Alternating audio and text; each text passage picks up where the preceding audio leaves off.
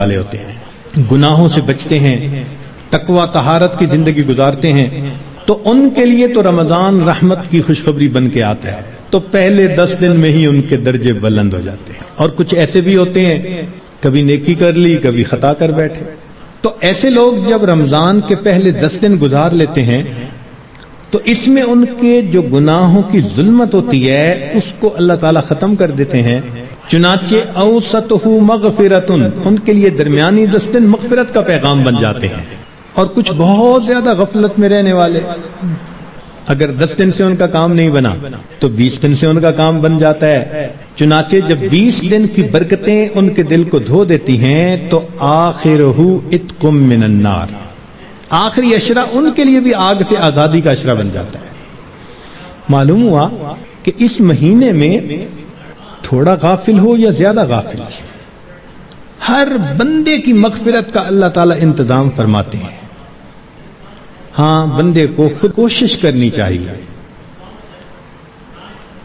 اگر کوئی آدمی خود ہی بے توجہ بن کر زندگی گزارے اور رمضان کا احترام ہی نہ کرے تو وہ تو پھر اپنا قصور ہے نا، ورنہ یہ اس کو احساس ہو گیا کہ مجھے رمضان مبارک کے اس مہینے میں اللہ کا قرب حاصل کرنا ہے، اس مہینے کی برکتیں اتنی ہیں کہ ایک لمحے کی برکت انسان کو ولی بنانے کے لیے کافی ہے۔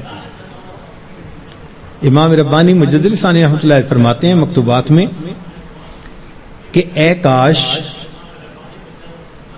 پورے سال کی برکتوں کو رمضان المبارک کی برکتوں کے ساتھ وہ نسبت ہوتی جو ایک دریا کو سمندر کے ساتھ ہوتی ہے، مگر وہ بھی نہیں ہے۔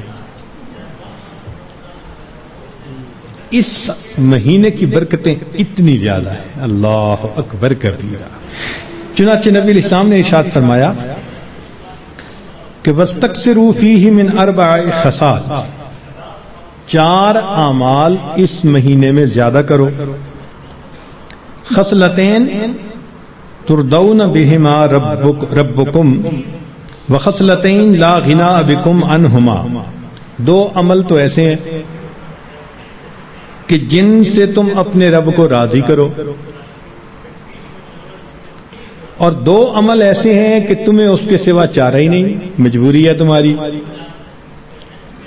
اللتان تردون بہما ربکم، وہ 2 باتیں کہ جس ذریعے تم اپنے رب کو راضی کرو، فشہادت اللہ الہ الا اللہ وتستغفرونہ، یعنی کلمے کا ورد زیادہ کرنا، تحلیل زیادہ پڑھنا اور استغفار زیادہ پڑھنا، یہ 2 عمل اس مہینے میں خاص طور پر زیادہ کرنے کی ضرورت ہے، کیونکہ اللہ کے پیارے حبیب صلی اللہ علیہ وسلم نے ارشاد فرمایا، لہذا اس بات کی اہمیت دل میں اچھی طرح بٹھانی چاہیے۔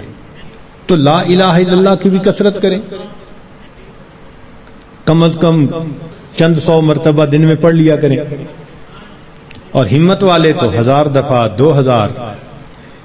ایسے لوگ ہیں ہر دن میں رمضان کے 10,000 مرتبہ تحلیل پڑھتے ہیں۔ اس وقت ایسے لوگ ہیں رمضان المبارک کے ہر دن میں ایک قرآن مجید کی تلاوت مکمل کرتے ہیں۔ نوجوان ہیں، کما رہے ہیں، وقت تو ایک جیسا ہے ہمارا بھی اور ان کا بھی، لیکن انہوں نے یہ محسوس کر لیا کہ اس وقت میں ہم نے اللہ کو راضی کر کے ہٹنا ہے، ان کے لیے یہ سارے کام آسان۔ تو ہم چلو چند 100 دفعہ یا 1000 دفعہ ہی لا الہ الا اللہ کا ورد کر لیا کریں، اور اگر چلتے پھرتے عادت ڈال لیں تو سبحان اللہ کئی 1000 مرتبہ کرنا بھی آسان۔ اور ہمارے اکابر سبحان اللہ، وہاں سینکڑوں اور ہزاروں کی بات نہیں ہوتی تھی، اور لاکھوں کی بھی بات نہیں ہوتی تھی، کروڑوں کی بھی بات نہیں ہوتی تھی، کروڑوں مرتبہ سے زیادہ دل کے اوپر لا الہ الا اللہ کی ضرب لگتی تھی، کروڑوں مرتبہ سے زیادہ۔ دل کے اوپر کتنا نور ہوتا ہوگا، اللہ اکبر کبیرہ۔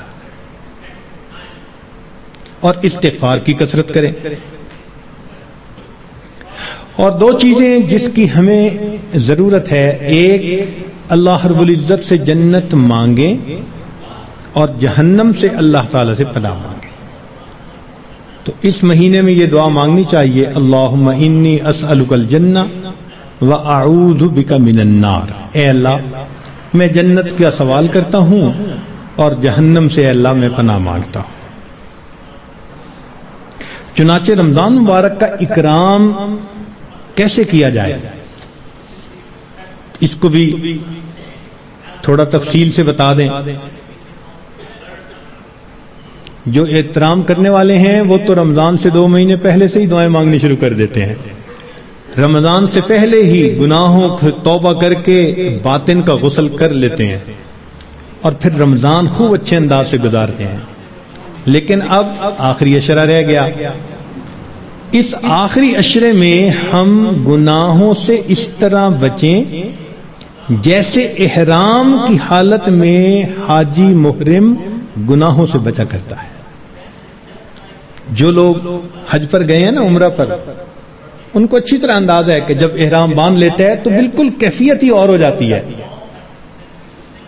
پھر جنایات سے بہت بچنے کی کوشش ہوتی ہے. ہر وقت یہ احساس رہتا ہے میں محرم ہوں، احرام باندھا ہوا ہے. بالکل رمضان گزارتے ہوئے وہی کیفیت ہو، انا صائم، میں روزہ دار ہوں، رمضان کا مہینہ ہے، مجھے اس میں کوئی گناہ نہیں کرنا.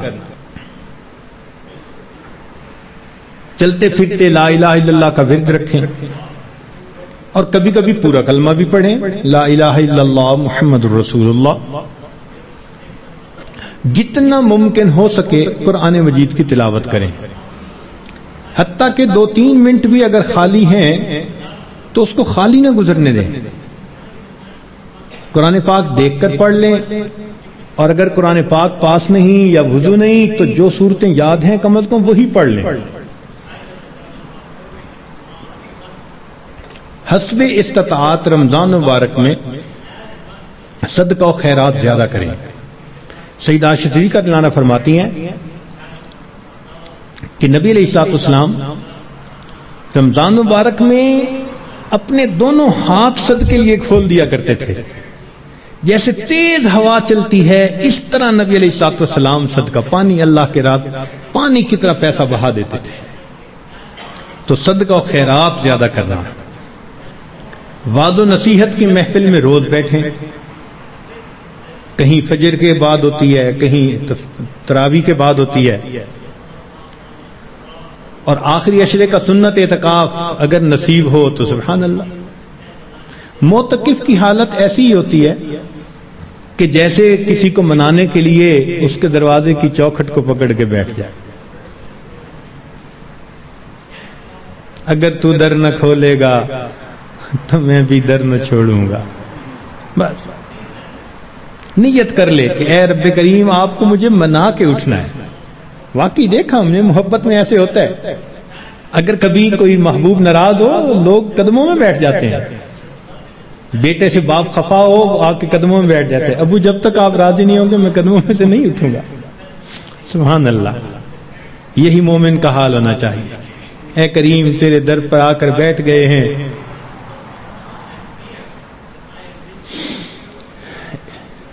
اجازت ہو تو آ کر میں بھی شامل ان میں ہو جاؤں. سنا ہے کل تیرے در پر ہجوم عاشقاں ہوگا.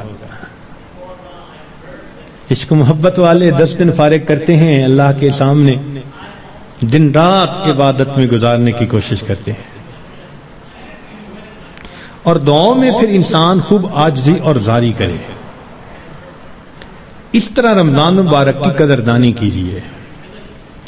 رمضان مبارک کی بے قدری کی بھی کچھ صورتیں ہیں. مثال کے طور پہ بعض لوگ رمضان کے روزے رکھنے کا اہتمام نہیں کرتے. یہ رمضان کی بے قدری ہے.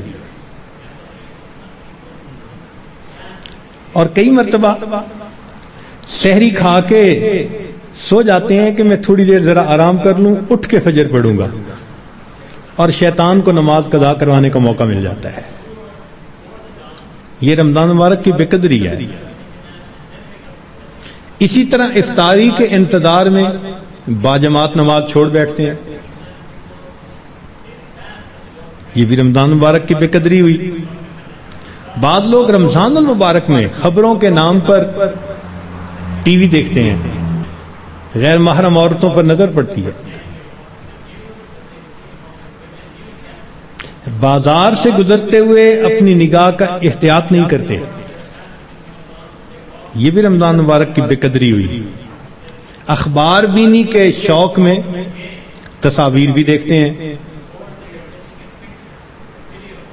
یا بعض لوگوں کو دیکھا کہ بھوک سے بچنے کے لیے یا پیاس کے احساس سے بچنے کے لیے ڈائجسٹ پڑھنا شروع کر دیتے ہیں، ناول، افسانے، کہ وقت گزر جائے۔ تو وقت گزاری کے لیے ڈائجسٹ جیسی کتابیں اور اس طرح کی کتابوں کا پڑھنا، یہ بھی رمضان مبارک کی بے قدری ہے۔ اس سے تو بہتر تھا کہ آپ قرآن مجید کی تلاوت کر لیتے۔ اور بعض مرتبہ عورتیں گھر کے کام کاج میں لگی ہوتی ہیں تو وہ وقت گزاری کے لیے موسیقی والی قوالی لگا دیتی ہیں،